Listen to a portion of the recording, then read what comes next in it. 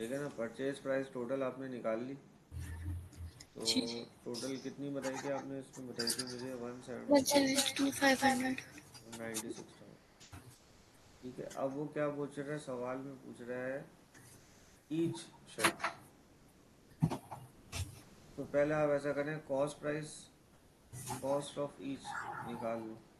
तो स्टैंडर्ड की कितनी आएगी? 172,500 डिवाइड बाई कितने, कितने बने ये यूनिट्स? 22,500। हम्म। ठीक है, तो 22,500 से मैं डिवाइड कर देता हूँ, तो ये कितना आ गया? 7.67। और 96,000 को इसके यूनिट्स है 9,000।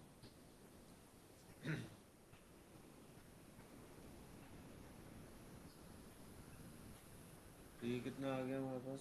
10.6। 10.67 डॉलर्स। अब सेलिंग प्राइस निकालिए। तो मार्कअप 30% है, तो 7.67 इंटू 130%, हम्म। सही? 137%। और ये 10.67 इंटू 130, कितनी आ गई सेलिंग प्राइस? पहले वाली की 9.971 सही। और 13.871।